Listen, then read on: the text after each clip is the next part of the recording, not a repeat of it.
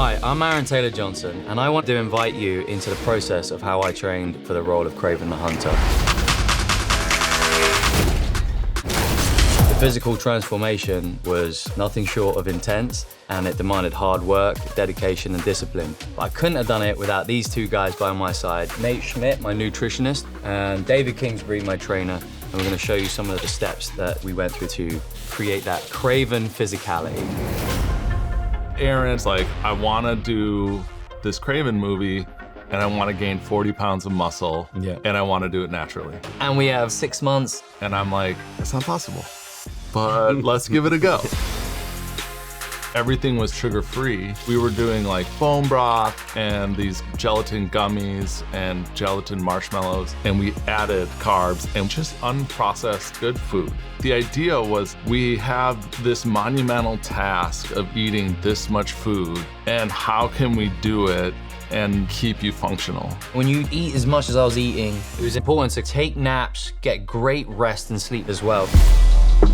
After 3 months, yes, I had muscle mass, but no definition. So now I'm about 3 months away from making this movie. You start to panic a little bit. So we brought David on. From my perspective, it's the perfect starting point in the sense that this person's already got muscle mass. Building quality muscle takes months and years. Dropping body fat takes weeks. We had to work pretty hard for those first couple of months to get you to that position where body fat levels are nice and low, so on screen you have that definition, you have that look. We would weight train 4 or 5 times a week. We'd do an upper body, lower body split. Today we're going to take you through an example upper body session.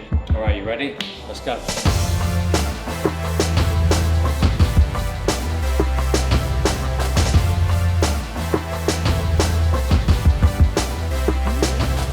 There were times where Kraven's in his best and my arms are on show. We use a little bit of a trick, which is pumping up before scenes. And then we've got days where if I unzip the vest and it's on show, I gotta be shredded and lean. Abs are like a muscle like anything else.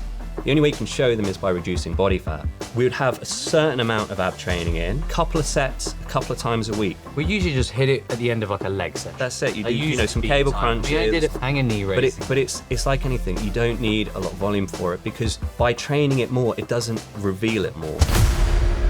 There was the addition of some of the movements and things that would replicate some of the stunt things you were doing as well. I was doing a lot of parkour movements and quadruped movement, meaning I can run on my hands and feet. When it comes to the stunts, one of the things is making sure that we have adequate time to warm up for every single take. Elevating the heart rate, warming the muscles up, and some stunt-specific or sport-specific work. Some of the ones I was kind of nervous for were sprinting bare feet through London.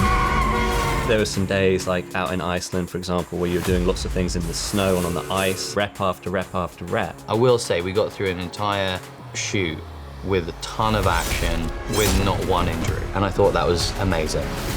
I put my whole heart and trust into these two guys, and honestly, I couldn't have done it without you both. It was transformative, and it worked, and it was crazy. If you want to get on that kind of routine, there are a lot of things you can adapt into your lifestyle. I hope you got to see a little insight into some of the things that we did on Kraven the Hunter, so make sure you go see it in movie theaters.